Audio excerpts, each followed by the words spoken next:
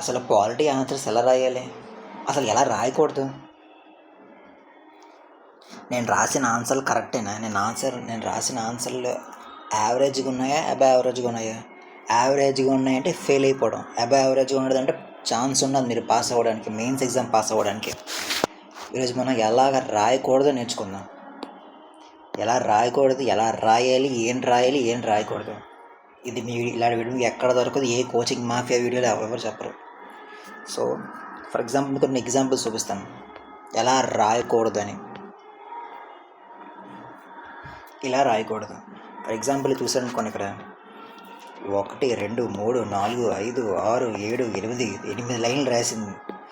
100% fail ఇది. ఇలా రాయకూడదు. ఇంట్రో అనేది 2-3 లైన్స్లో ఉండాలి. చూడు, ఇంత అన్నిటికీ 3-4 లైన్లు రాసేయడం వల్ల ఎగ్జామినర్కి చిరాకేస్తుంది. ఎవడ రేట్ ఇలా రాసేయడండి ఆడికి. అదొకటి కాకుండా సిమ్కి అర్థం కావాల్సిన ఏంటంటే మ్యాక్సిమం 15 సెకండ్లు చూస్తాడు అంతే మీ పేపర్ని. ఇలా రాస్తే చదవడానికి మినిమం 1 మినిట్ పడుతుంది. అక్కడ మొత్తం కొట్టేస్తాడు. ఫర్ ఎగ్జాంపుల్ ఇది ఇలా ఒక యావరేజ్ ఆన్సర్ చూడ ఎలా ఉంది. యావరేజ్ ఆన్సర్ ఇది ఫెయిల్ అయ్యేది. ఇది పాలిటీ ఆన్సర్. ఇది ఒక కాన్స్టిట్యూషన్ ఆర్టికల్ కనబడలేదు, ఒక నెంబర్ లేదు, ఏమీ లేదు. ఒక నెంబర్ లేకుండా సింపుల్గా ప్లెయిన్ కామన్ మ్యాన్ లాంగ్వేజ్ రాసినాడు ఈ పర్సన్. సో ఆటోమేటిక్గా ఇది ఫెయిల్. ఫర్ ఎగ్జాంపుల్ ఇది చూడండి, ఇది ఒక యావరేజ్ ఆన్సర్. ఇది average above average answer.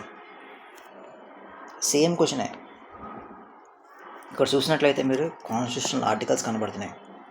Article 25 article 356 అని గవర్నర్స్ రోల్ని, ఆర్టికల్ 368 అని, ఆర్టికల్ 142, ఆర్టికల్ 377 ఇక 4-5 కనబడుతున్నాయి.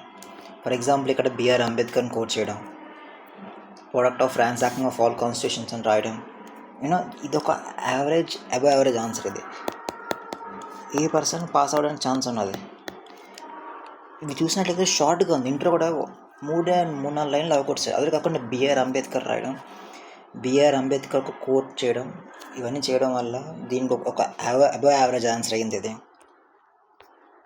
ఇది కూడా అంతే. ఇది ఐఆర్ ఆన్సర్. ఇది చూడండి, ఇది ఎంత పెద్ద సుత్తి రాసింది. వీడి సుత్తి ఇలాగా రాయడం ఎవరు చేయగలరా? ఫస్ట్ మనం నేర్చుకున్నాం ఇప్పుడు ఏం రాయాలి, ఏం రాయకూడదు అనేది. First point,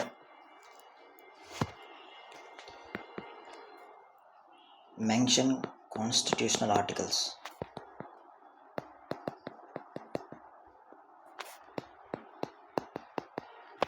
for example constitutional articles అయినా, లేకపోతే ఐపీసీ అయినా, అదే ఐపీసీ సిఆర్పిసి అవి రాసిన పర్వాలేదు. ఒకవేళ అది అడిగితే ఫర్ ఎగ్జాంపుల్ ఆర్టికల్ 142 కానీ, ఆర్టికల్ 355 డైరెక్టివ్ కానీ, లేకపోతే ఆర్టికల్ 365 ఆర్ 356 ఎమర్జెన్సీ ప్రొవిజన్స్ కానీ, లేకపోతే article 13, article 25 clause B sub clause, ఇలాగా కాన్స్టిట్యూషన్ ఆర్టికల్స్ మెన్షన్ చేయాలి మీరు. అప్పుడే అవుతుంది, లేకపోతే అవ్వదు. లేకపోతే డిపిఎస్పిస్ కానీ, for example article 51 gives direct effect to article 253 entering into state list.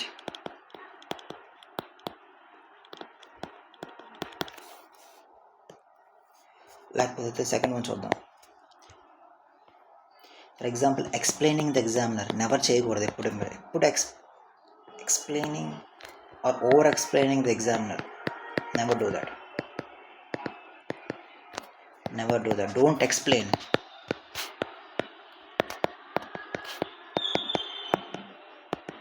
Show the examiner. It's like a short answer. మీరు ఆన్సర్ రైటింగ్ ఎలా ఉంటారంటే షార్ట్ ఆన్సర్లా రాయాలి. మీరు షార్ట్ నోట్స్లా రాయాలి.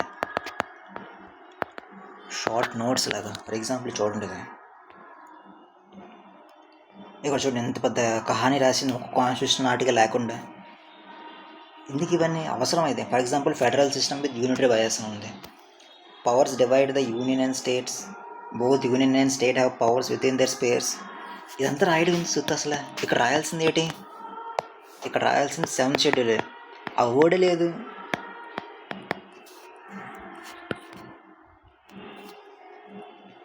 For example, in some special cases like only center becomes powerful and states are become centers, explain చేస్తుంది అంతే. ఇంత explanation చేయకూడదు, తప్పని రాసేయాలి అంతే, 1 లైన్ అవగొట్టేయాలి.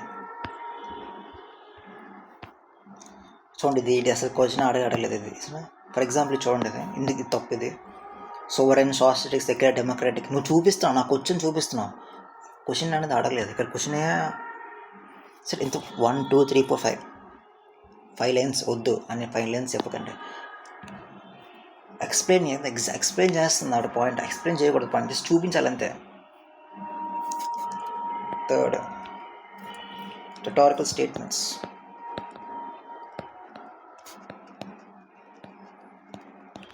Just mention subheadings. అంటే example, why it is unique.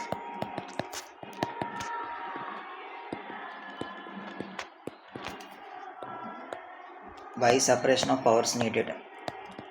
సరే ఇలాంటి హెడ్డింగ్స్ పెట్టి చేయకూడదు, ఇలా సబ్ హెడ్డింగ్స్ పెట్టి రాయకూడదు, ఇలాగ rhetorical statements అంటారన్నమాట.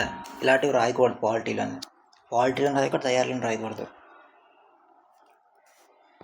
Second, must and should data రాయాలి. ఇంట్రోలో కానీ కన్క్లూషన్లో కానీ డేటా ప్రథమం.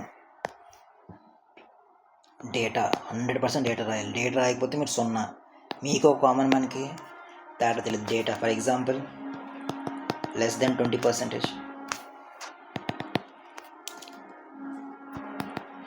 less than 20% of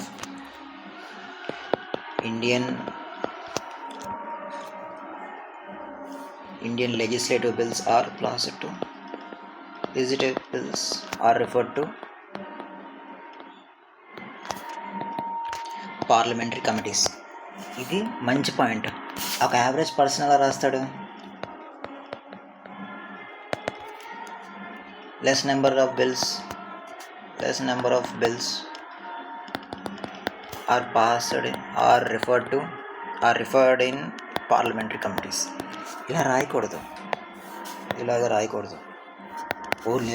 డేటా ఇవ్వాలి. less than 20% of Indian legislative bills are referred to parliamentary committees. ఇది కరెక్ట్. ఒక యావరేజ్ పర్సన్, ఇంకో డేటా చెప్తాను చూడండి. Average person Lok Sabha or Indian legislatures have less women. ఇది తప్పు, ఇలా రాయకూడదు. ఎలా రాయాలి? less than 15% of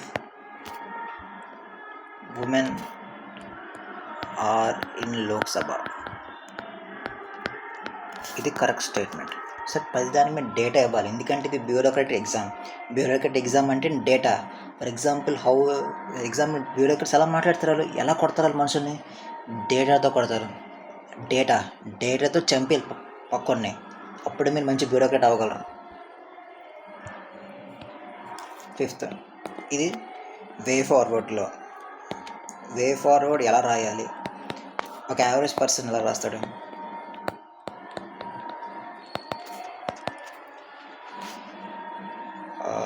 for example speaker గురించి మాట్లాడుకుందాం అనుకోండి. Speaker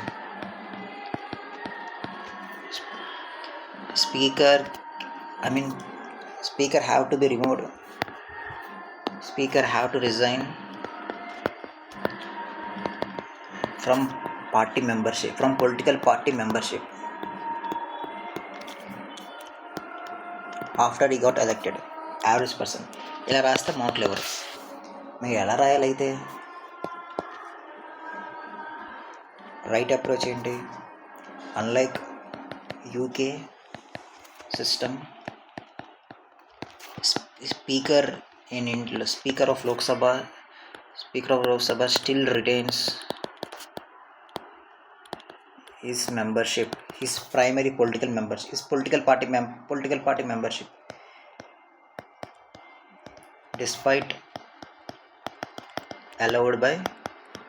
despite allowed by 10th schedule. 10th schedule actually allows, speaker can resign from the political party, but even then it's not happening.